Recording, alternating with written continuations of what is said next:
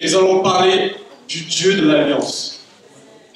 Et en parlant du Dieu de l'Alliance, on va voir qu'est-ce que ça implique, l'Alliance. Parce que toute alliance implique quelque chose. Quand on se marie et qu'on passe les bagues, on prononce des vœux. Il y a quelque chose, il y a un engagement que ça implique. Il y a beaucoup de choses qui sont autour. Et nous allons voir qu'est-ce que ça implique, l'Alliance. Et nous allons voir aussi, on va parler du Dieu de l'Alliance. Nous allons parcourir la Bible et voir comment Dieu a fonctionné avec son Alliance. Alors, j'avais envie qu'on fasse un sorte de mini-quiz biblique. Parce que pour commencer notre enseignement, pour commencer ce temps de parole, nous allons faire un sorte d'historique de l'Alliance. Vous savez, je ne sais pas si vous regardez tous, vous êtes des gens qui aiment regarder des films, ou qui aiment regarder des romans, ou qui aiment lire des romans. Mais dans tout roman, dans toute histoire, il y a ce qu'on appelle une intrigue. Alors, intrigue, je crois que c'est plot. Ouais. Par contre, en anglais, je ne sais pas trop. Je crois que c'est plot. Voilà. Il y a une intrigue. Quelque chose qui est au centre de l'histoire. Et quand on fait un film, on crée une intrigue. Il y a une intrigue qu'on crée, et après, on crée des personnages autour. Et tous ces personnages sont autour de cette intrigue. Il y a des éléments perturbateurs, il y a des éléments de résolution, il y a ce qu'on appelle le schéma narratif qui est autour de cette intrigue. Et la Bible est un livre. La Bible est un livre chronologique. Et souvent, on a tendance à prendre la Bible comme on prend un verset par-ci, on prend un proverbe ici, on prend un personnage par ici, alors que il y a une continuité de la Genèse à l'Apocalypse. Il y a une intrigue qui est au centre de la Bible. Et c'est même pas un roman fictif, c'est des histoires réelles, c'est des faits réels. Des personnages qui ont été prouvés scientifiquement, tous les sites dont on parle ont été retrouvés par l'archéologie. Donc c'est quelque chose de réel, c'est quelque chose de sérieux. C'est pas les fables de La Fontaine, c'est pas une fable, le mythe de Adam, le mythe de Noé. Non, c'est des personnes qui ont vraiment existé. Et c'est important que, quand on lit la Bible, si on est chrétien, qu'on connaisse la Genèse à l'Apocalypse, c'est-à-dire quelle est l'intrigue qu'il y a autour. Et justement, l'intrigue de la Bible, c'est quoi? C'est l'Alliance. C'est pour ça qu'on parle de l'ancienne Alliance et de nouvelle Alliance. C'est le thème central de la Bible. C'est le thème central de la Bible. Et le personnage principal de ce livre, c'est Dieu lui-même. Et il y a un élément perturbateur, c'est le diable. Et nous allons voir que dans toute l'histoire de la Bible, de Genèse à l'Apocalypse, Dieu il se bat pour une chose. Il se bat pour une chose, c'est quoi? Il se bat pour rétablir l'alliance. Il n'a fait que ça, il ne fait que ça, il le continue aujourd'hui. Dieu cherche à rétablir l'alliance avec l'homme. C'est son travail. Et donc ça, c'est ce qu'il veut restaurer. Mais il y a une chose qu'il a toujours voulu détruire. Dieu a toujours voulu détruire, et il le continue encore aujourd'hui. Il a toujours voulu détruire les œuvres de l'ennemi. Et nous allons voir plus tard dans l'Apocalypse que la fin de toute cette intrigue finit par la destruction de son pire ennemi et la restauration de ce qu'il a toujours voulu restaurer. Alors, on va faire un sort de mini-quiz biblique. Je vais voir si vous lisez la Bible. Alors, dans l'Alliance commence comment? Tout commence comment? L'histoire commence comment? Elle commence avec Adam et Ève. Donc, Adam et Ève, ils sont dans le jardin d'Éden. C'était l'alliance parfaite. C'est-à-dire ça, c'était l'alliance parfaite. Dieu a créé une harmonie parfaite. Les hommes Adam et Ève étaient en harmonie parfaite avec Dieu. Ils étaient en harmonie parfaite avec la nature. Ils étaient en harmonie parfaite avec les animaux. C'était parfait. La gloire de Dieu était au milieu du jardin. Ils touchaient la présence de Dieu. Ils marchaient avec Dieu. C'était l'idéal. On ne peut pas rêver mieux. Et donc, qu'est-ce qui s'est passé malheureusement? Le péché est entré.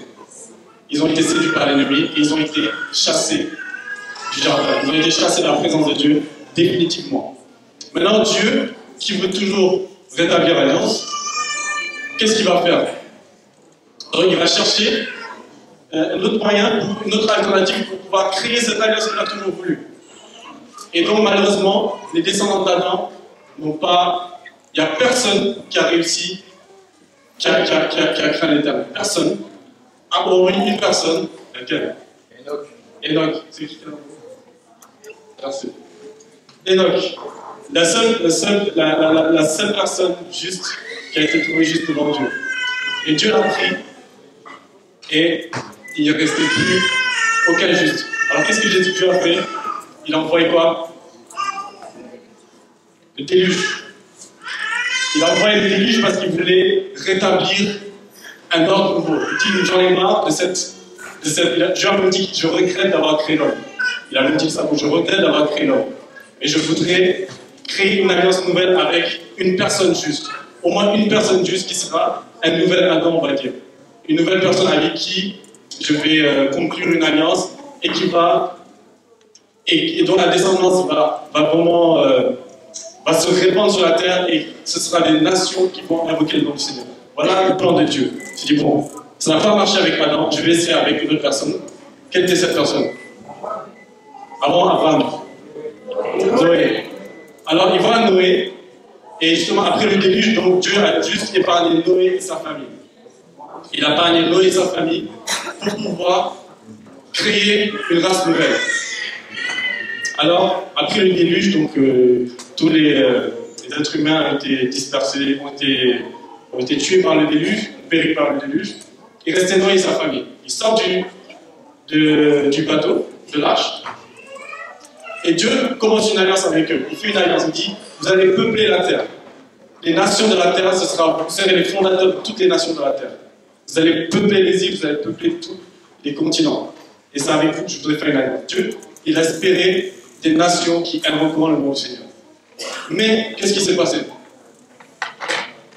Ils ont fait des bêtises. Qu'est-ce qui s'est passé? Les enfants de Noé, il y a un enfant qui a déconné. C'est qui? Cham. J'entends. Il y a un enfant qui a déconné, Cham. Et à partir de cette génération, il y a tout qui va se dégénérer. Alors, Cham donc, Noé a dit Cham parce qu'il avait vu sa iniquité.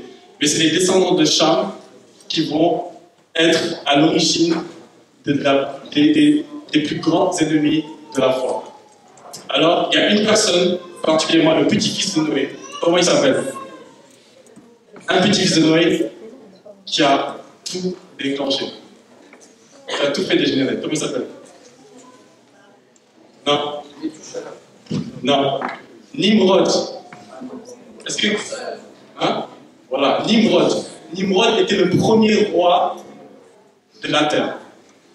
Et normalement, la royauté était censée être réservée qu'à Dieu. Donc c'était la première personne qui s'est levée et qui a voulu se rebeller contre Dieu. La première femme.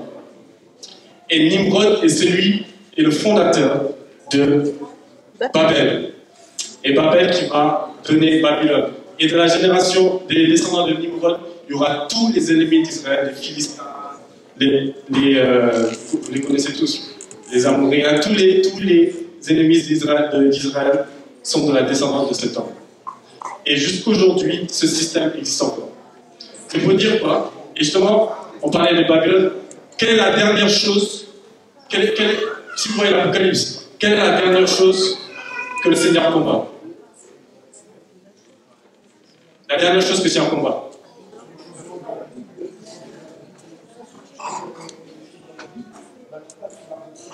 Voilà. Mais on parle de la dernière guerre. Il y a un combat, le combat final. Comme dans un film, il y a le combat final. C'est quoi le combat final? Babylone. C'est le dernier combat. Le système, c'est la dernière chose que le Seigneur a anéanti. C'est pour dire quoi que, à partir de là, c'est que cet homme-là, Nimrod, il a été à l'origine de ceux qui a été qui sont les plus grands ennemis de Dieu. et de son peuple. Et donc, avec tout ça, le Seigneur, il ne savait plus quoi faire. Toutes les nations sont corrompues. Toutes les générations qui étaient censées peupler la terre sont corrompues.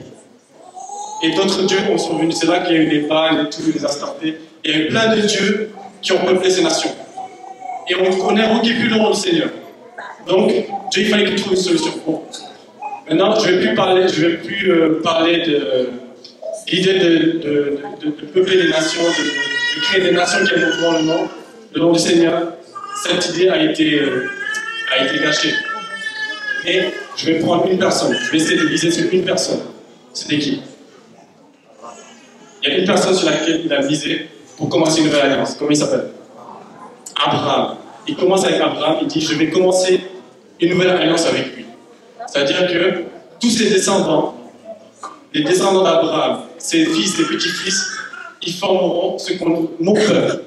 Je les appellerai mon peuple. Et ce peuple-là, cette famille-là, ce sera celle-là qui va récupérer les terres qui ont été prises par les ennemis de Dieu. Parce que quand Dieu dit à Abraham que je te promets une descendance et je te promets une terre promise. La terre promise que Dieu promet à Abraham, c'était la terre qui était occupée par les descendants de Nimrod, donc les ennemis de Dieu. Donc souvent on voit Dieu comme un Dieu qui veut massacrer, un Dieu cruel, mais Dieu il a juste voulu rétablir, redonner la terre qu'il voulait confier à ceux qui sont censés invoquer le Seigneur. Et c'est ça qu'il voulait faire avec Abraham. Et donc, les fils d'Abraham, les petits-fils d'Abraham, donc Isaac, Jacob, tout cela, ils ont été justes devant Dieu. Le Seigneur les a bénis, le Seigneur les a rendus prospères. Ils n'avaient pas encore de terre, mais le Seigneur était avec eux. Et cette génération, ces descendants sont multipliés, jusqu'à devenir tout un peuple qu'on appelle les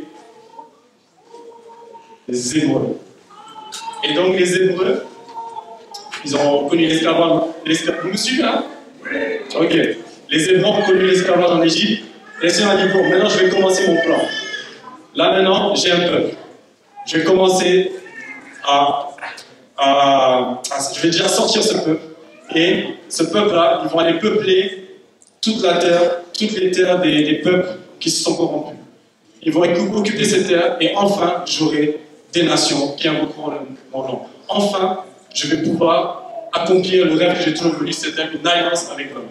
Alors il dit, bon, je vais choisir quelqu'un pour conduire ce peuple. Comment il s'appelle? Moïse. Donc Dieu prend Moïse. Dieu se révèle à Moïse. Il se révèle dans toute sa gloire. Et Moïse a vraiment été en communion. Il n'y a pas une personne qui a été plus en communion avec Dieu que Moïse. Il a même vu presque la face de Dieu.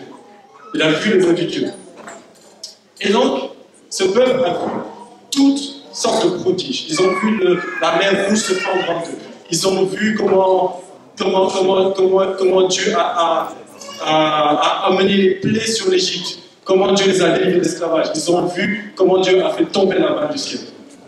Mais malgré cela, ce peuple n'a jamais craint l'Éternel. Malgré tous les prodiges, malgré tout ce que le Seigneur les a fait pour eux, ce peuple n'a jamais respecté l'alliance. Et donc, ce peuple qui était censé occuper la terre promise en l'espace de quelques jours, a fait 40 ans dans le désert, ils ont tous péri dans le désert. Donc, plan échoué. Alors, malheureusement, le Seigneur n'a pas pu accomplir ce qu'il voulait. Pourquoi? Parce qu'à cause de la désobéissance de ce peuple.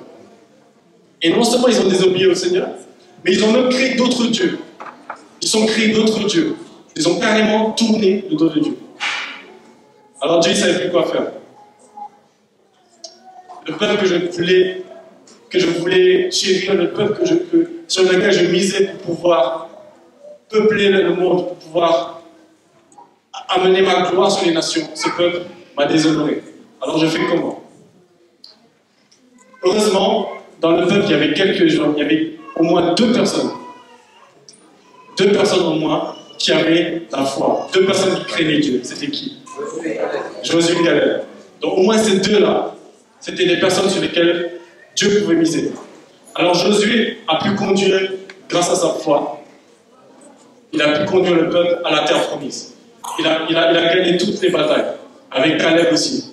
Et c'est des hommes vaillants qui ont conduit le peuple. Et pendant ces années, le peuple craignait l'Éternel. Le peuple était sous la couverture de Dieu. Et donc, les générations ont passé, Josué est mort, et le Seigneur commence une nouvelle ère. Il y a une nouvelle ère qui commence pour le peuple d'Israël. C'est le temps des juges. Donc Dieu va susciter des hommes vaillants. Il va susciter des prophètes on est toujours dans l'alliance. Dieu va susciter des prophètes pour pouvoir préserver cette alliance. Parce que dans le cadre de l'alliance, il fallait qu'il y ait des prophètes, il fallait qu'il y ait des sacrificateurs, il fallait qu'il y ait des hommes qui guident le peuple. Et parmi ces hommes, il y avait qui, par exemple? Parmi ces juges, il y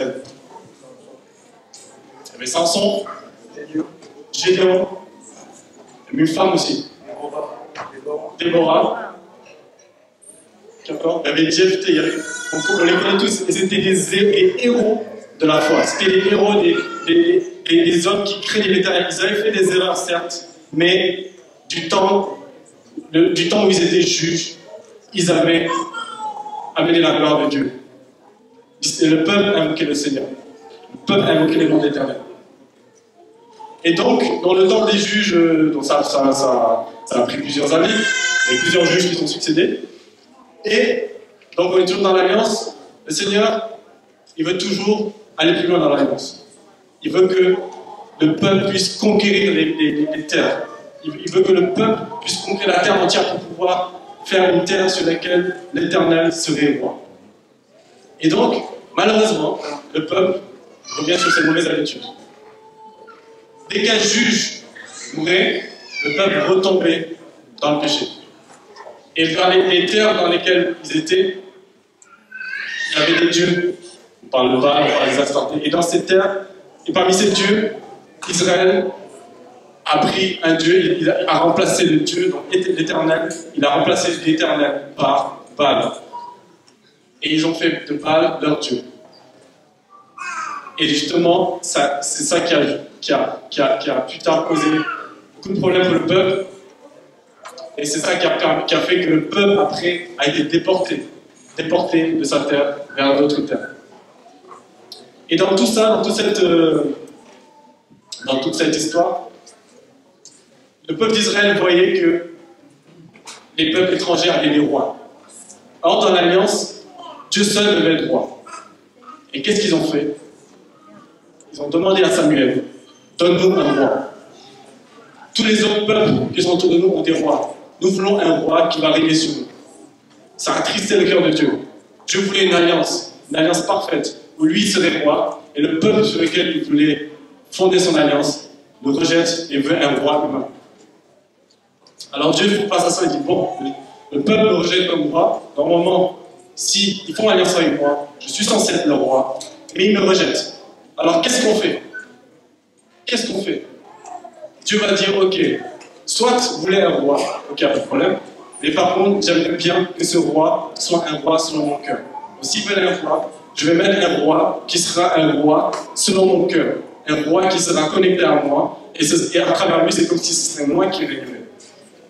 Alors, quel était le roi que le Seigneur a placé sur Israël, qui était selon son cœur? Il y a eu Saül d'abord, mais Saül a été écarté par Dieu parce qu'il a désobéi. Et c'est David qui a été le roi par excellence que Dieu a placé sur Israël. Du temps de David, Israël prospérait. Israël avait connu des victoires. Israël avait des victoires sur victoires. Israël était le peuple le plus puissant de la terre. Du temps de David. Mais David était le seul roi, malheureusement. Pas le seul, mais c'était l'un des seuls rois qui craignait Dieu. Tous les autres rois étaient tournés vers les Baals. Tous les autres rois se sont prostitués, se sont rendus infidèles et sont allés vers les autres dieux. Alors Dieu, qu'est-ce qu'il fait? Il dit, bon, j'en ai marre, j'ai tout fait. Je les ai sortis d'Égypte, ils me désobéissent. je mets sur eux des juges. Ils me désobéissent. Non seulement ils me désobéissent, ils vont chercher d'autres dieux. Non seulement ils vont chercher d'autres dieux, mais ils me rejettent complètement. Ils vont même tuer ceux qui invoquent mon nom. Après, ils me disent qu'ils veulent un roi. Je leur donne un roi, et le roi là va encore plus oppresser le peuple. Le roi va amener encore plus d'idolâtrie. Dieu se dit, j'en ai marre, j'en ai ras-le-bol. Alors qu'est-ce qu'il fait? Il dit, bon, vous savez quoi? Tous ces peuples-là sur lesquels, tous ces terres que je pensais que je voulais que vous conquérissiez. Ouais, c'est ça? Voilà. Donc, ces peuples-là, c'est eux qui vont vous prendre en esclavage. Vous allez déportés, vous n'aurez plus de terre, vous n'avez plus rien. Vous allez aller dans leur pays et vous serez pour eux comme des esclaves. Et c'est là qu'il y a eu la déportation vers Babylone. Et donc, pendant plusieurs années, et jusqu'à l'arrivée de quelqu'un de très important, qu'on va voir tout à l'heure, Israël était déporté. Ils allaient de empire sur empire. Après Babylone, il y a eu les Perses. Après les Perses, il y a eu les Grecs. Après, il y a eu les Romains. Ils allaient d'empire sur empire. Israël était complètement dépouillé à cause de leur infidélité, parce qu'ils n'avaient pas fait l'alliance. Et pendant plusieurs années, pendant des centaines d'années, Israël était dans cette situation. Mais Dieu s'est dit, bon, je suis un Dieu bon, je suis un Dieu compatissant, mon peuple a péché, mais quand même, je voudrais leur donner une chance. Je voudrais quand même qu'ils se repentent, je leur donne une petite chance. Alors Dieu va susciter les prophètes. Leur rôle, c'était d'essayer de ramener Israël vers le droit chemin, au moins qu'ils puissent se repentir, pour qu'il y ait au moins un espoir qu'ils retrouvent leur gloire d'avant. Il y avait un espoir. Mais Israël, malgré cela, ils ne les ont pas écoutés. Ils ne les ont pas écoutés. Ils continuaient à aller vers leur Dieu, ils continuaient à aller à commettre les péchés qu'ils commettaient, alors qu'ils étaient encore en esclavage. Alors Dieu dit, bon, je fais quoi? Il dit, bon, comme cette alliance-là, on voit que cette alliance-là n'a pas trop marché, alors je vais commencer une nouvelle alliance. Je vais commencer une nouvelle alliance qui sera complètement différente, qui sera plus simple. Ce sera plus simple, et ça demande un sacrifice énorme. Alors dans le principe de l'alliance, il faut du sang. Il faut qu'il y ait du sang qui se verse, il faut qu'il y ait un roi qui soit placé. Mais comme Israël avait voulu que ce soit un roi humain, Dieu a dit, bon, ok, je vais mettre un roi humain. Mais par contre, il faudrait que cette personne-là qui va régner sur Israël, il faut qu'elle soit parfaite. Or, il n'y a pas d'homme parfait. Donc qu'est-ce qu'on fait? Il faut une personne en chair et en os, mais il faut que la personne soit parfaite, sans péché, une personne éternelle. Qui est éternelle? Voilà. Il n'y a que Dieu qui est éternel. On s'est dit, bon, c'est quoi faire? Ma parole de Dieu, je vais la transformer en chair. Puisque ma parole est Dieu, puisque moi, je suis Dieu, je suis éternel, alors je vais me faire chair. Je vais me faire homme. Comme ça, je viendrai sur cette terre, je vais fouler les pieds sur la terre, et je vais commencer une alliance nouvelle. Et pour que cette alliance se fasse, bien sûr, il faut qu'il y ait un sacrifice. Il faut un sacrifice éternel. Donc la seule chose à faire, c'est que Dieu lui-même fait cher ce sacrifice. Pour commencer une alliance éternelle. Et c'est là qu'intervient notre roi, notre Seigneur, Jésus-Christ de Nazareth. C'est là qu'il intervient, c'est là qu'il apparaît dans l'histoire, dans cette intrigue. Il apparaît dans cette intrigue et il est là pour rétablir l'ordre nouveau. Il est là pour amener quelque chose de nouveau. Tout ce que toute la loi que le peuple d'Israël n'arrivait pas à respecter, dit bon, ok, je vais résumer en quelque chose de très simple. Tout ce que vous aurez à faire, aimez-moi, aimez votre prochain. Point. Vous faites ça, et c'est bon. Vous demeurez dans mes paroles, je vais demeurer en vous, et c'est bon. Tout ce que vous aurez à faire, acceptez mon sacrifice. Dites que je suis le Seigneur, je suis le Sauveur. Dites que mon sang est le sang de l'alliance, et c'est bon. Et c'est là que nous rentrons dans cette histoire. Et nous sommes dans la nouvelle alliance. Nous sommes dans la nouvelle alliance, et c'est une alliance parfaite. Vanessa a dit tout à l'heure que nous sommes dans une alliance excellente. Et qui dit alliance excellente, dit don excellent.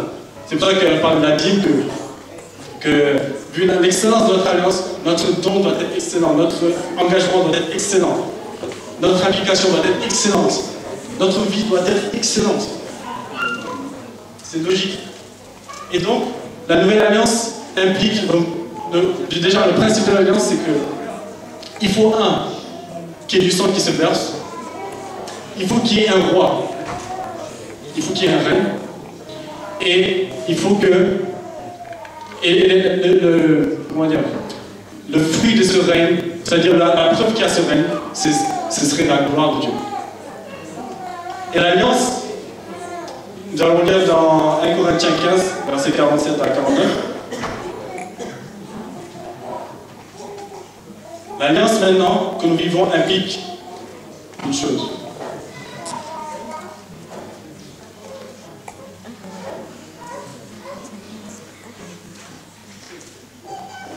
Corinthiens 15, versets 47 à 49.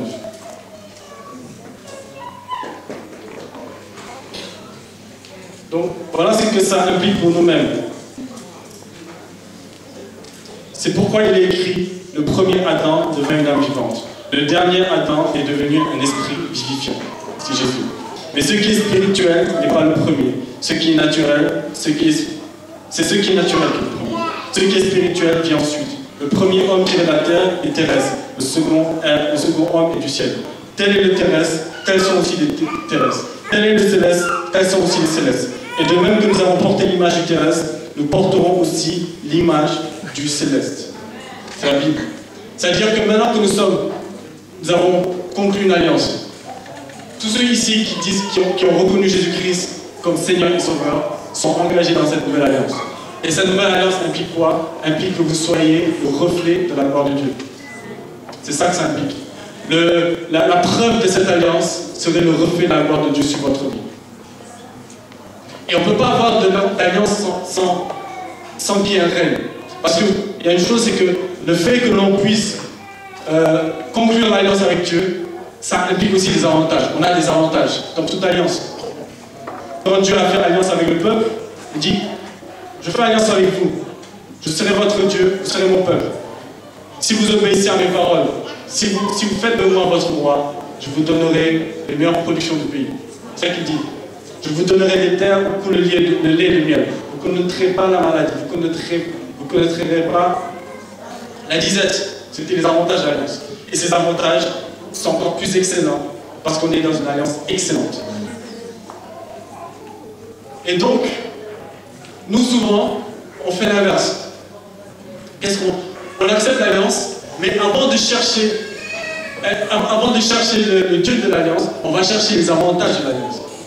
Et c'est pour ça que souvent on mène une vie qui n'est pas épanouie. On cherche les avantages de l'alliance, on cherche les bénédictions, on cherche les finances, on cherche la santé, on cherche plein de choses, on cherche le vêtement, on cherche plein de choses, le mariage. Et la chose c'est quoi? C'est que Dieu a créé un ordre. Je conclue une alliance avec toi. Par contre, fais de moi ton roi. Si tu fais de moi ton roi, il a même des choses viendront par-dessus. Il dit, cherchez d'abord le royaume de Dieu et sa justice, et toutes ces choses viendront par-dessus. Cherchons d'abord l'auteur de l'alliance avant de chercher les avantages de l'alliance. Ça, c'est les choses que vous devez retenir. Cherchons d'abord l'auteur de l'alliance avant de chercher les avantages de l'alliance.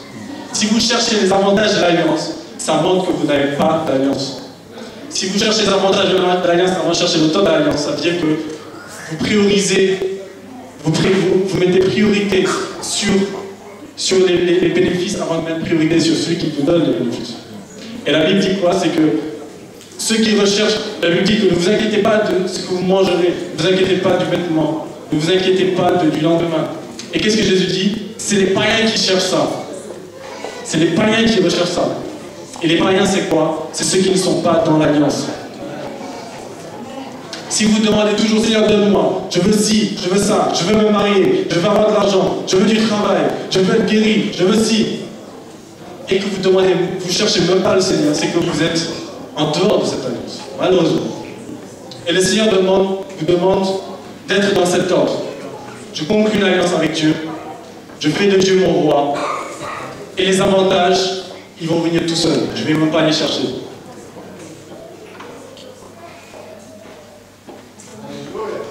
Ça, c'est une réalité qu'il faut vraiment que nous puissions saisir.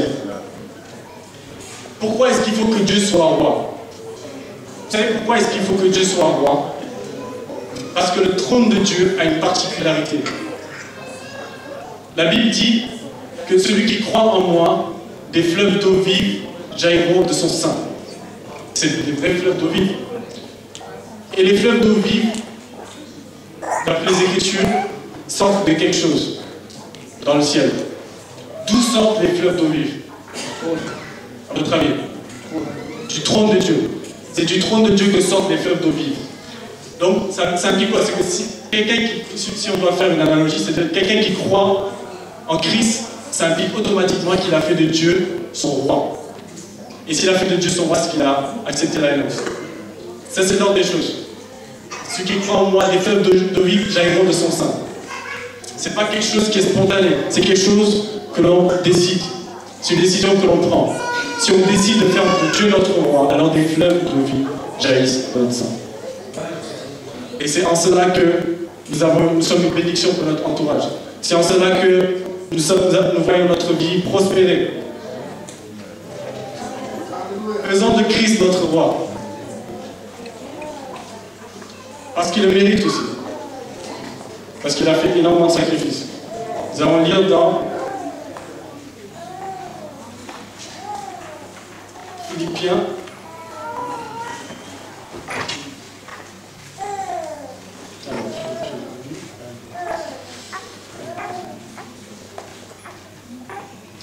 Philippiens 2, verset 5, à partir du verset 5. Ayez en vous les sentiments qui étaient en Jésus-Christ.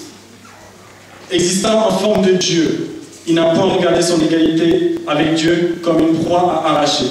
Mais il s'est dépouillé lui-même en prenant une forme de serviteur, en devenant semblable aux hommes. Il a paru comme un vrai homme. Il s'est humilié lui-même, se rendant obéissant jusqu'à la mort, même jusqu'à la mort de la croix. C'est pourquoi Dieu l'a souverainement élevé et il a donné le nom au-dessus de tout nom, afin qu'au nom de Jésus, tout genou fléchisse dans les cieux, sur la terre et sous la terre, et que toute langue confesse que Jésus-Christ est Seigneur à la gloire de Dieu le Père. Donc Dieu a établi un roi, un roi unique. Dieu a établi un roi qui est censé être le roi unique, c'est-à-dire qu'il n'est pas censé avoir d'autres rois que lui. Et la royauté, c'est quoi? La royauté, c'est accepter, c'est quelque chose qui prend contrôle sur nous. C'est quelque chose qui décide pour nous. C'est quelque chose qui prend notre temps. C'est quelque chose quelque chose pour qui on a de la révérence. Dans la Bible, c'était clair, il y avait des rois humains, il y avait des mauvais rois. Mais aujourd'hui, nous sommes dans une phase, nous sommes dans une alliance invisible, nous sommes dans une alliance spirituelle où les rois peuvent être même spirituels. Peut-être qu'il y a des rois, des trônes qui sont dans notre vie, qui empêchent le trône de Dieu de s'établir sur notre vie. Peut-être qu'on a la volonté, on veut servir le Seigneur, on veut accepter le Seigneur, mais on ne veut pas destituer certains rois. Le Seigneur veut établir sur notre vie un roi éternel, Jésus-Christ. Encore un autre passage que je veux lire pour vous montrer. En fait, je veux vraiment vous montrer pourquoi est-ce qu'il est logique d'adorer Jésus-Christ. Je vais vous montrer pourquoi c'est pas normal de vivre une vie chrétienne sans avoir de la révérence et du respect pour Jésus-Christ. Colossiens 1, versets 13 à 20.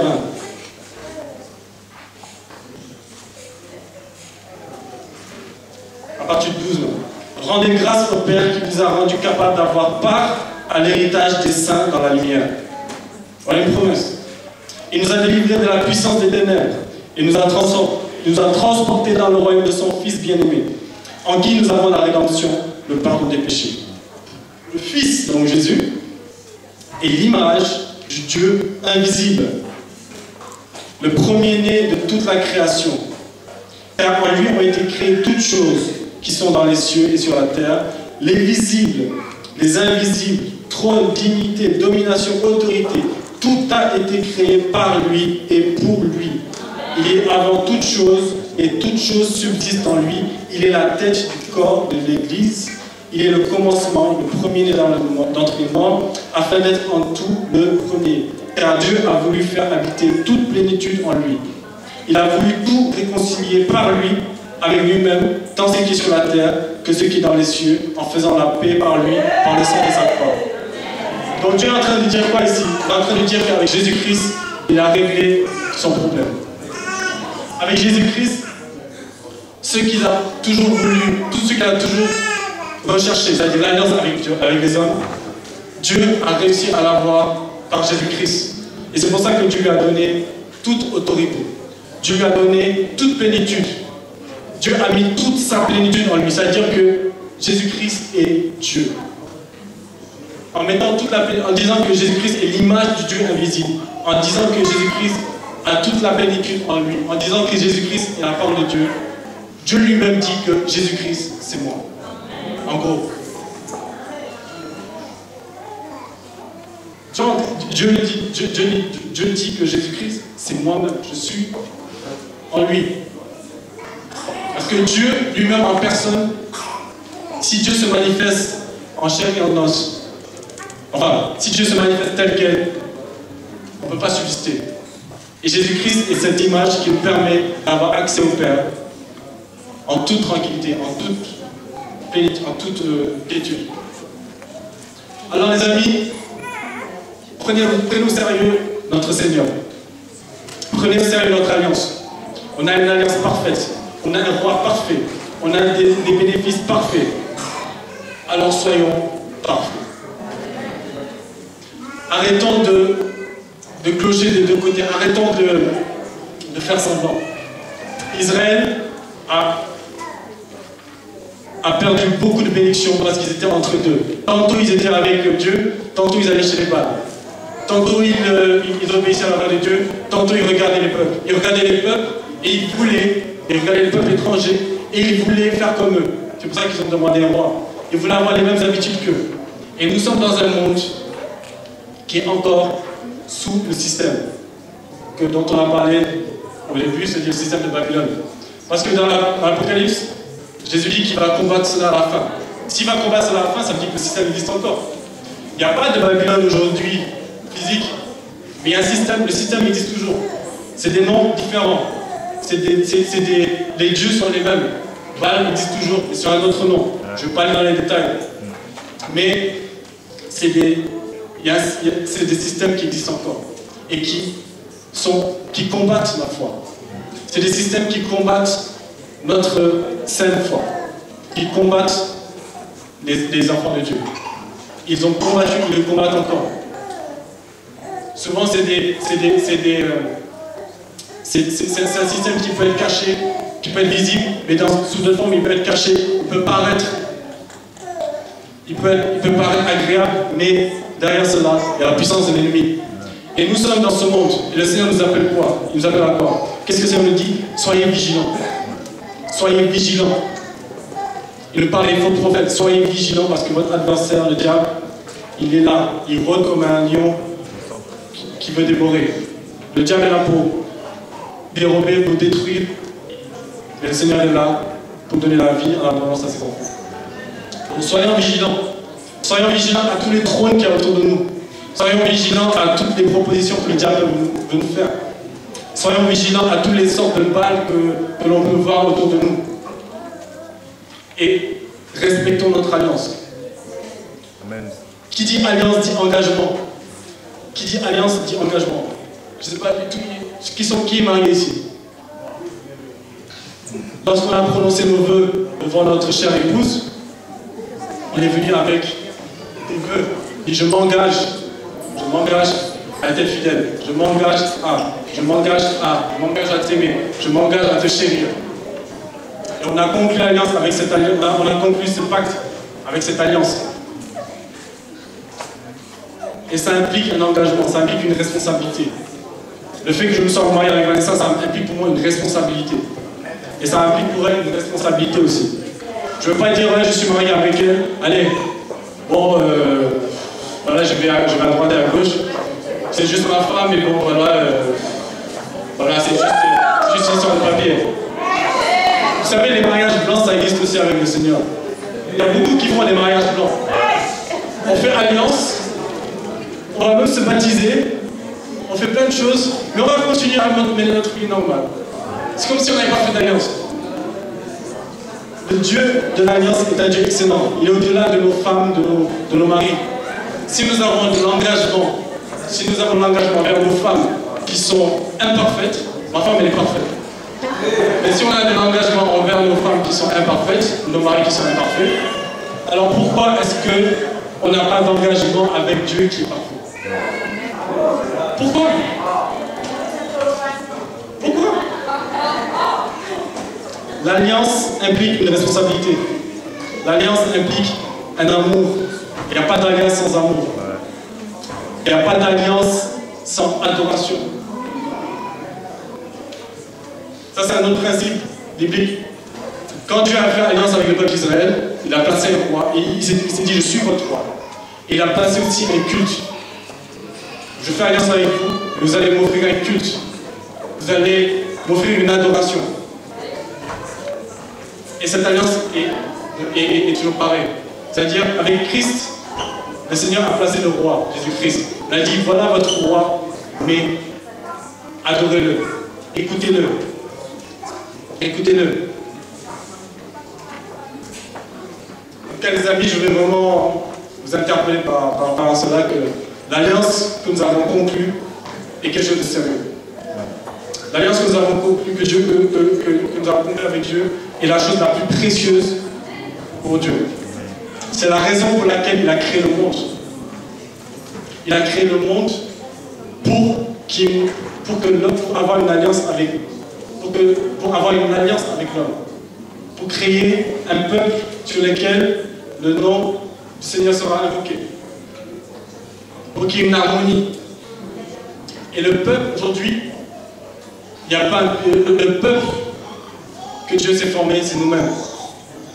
La Bible dit que nous sommes un sacerdoce. Je pense que je peux lire le passage. Nous sommes un sacerdoce à. Nous sommes un sacerdoce. Je ne connais pas exactement le passage. Oui, je pense. Nous sommes, bon, on ne va pas lire le passage, mais c'est dit que nous sommes un sacerdoce royal, un peuple saint, la race élue de l'Éternel. C'est nous, ceux qui ont conclu l'alliance par Jésus-Christ. Et donc, c'est une grande responsabilité pour nous. C'est pas juste. Et la conquête de la mer, c'est-à-dire que Dieu veut toujours conquérir des terres. Ce n'est pas des terres de façon physique où nous allons sortir des kalachnikovs et des sabres pour aller prendre des territoires. Non, c'est pas ça. Les terres, quand Dieu parle de terre, il parle de cœur. De gagner des âmes. Dans l'ancienne alliance, c'était de gagner des terres. Mais dans la nouvelle alliance, c'est de gagner des âmes. Et en tant que race élue, en tant que peuple, on a cette responsabilité de gagner des âmes. De gagner des pays, c'est-à-dire gagner les populations pour le Seigneur. Au travers de l'amour, au travers de la puissance qu'il met sur nous. Chérissons l'alliance que Dieu a conclue avec nous. Dieu est un Dieu qui restaure, il est aussi un Dieu qui détruit. Il restaure l'alliance, mais il veut détruire les œuvres du mal. C'est vrai qu'à l'échelle mondiale, il y a un système satanique, mais à l'échelle de notre propre cœur, des fois, nous avons des œuvres que Dieu veut détruire pour restaurer l'alliance.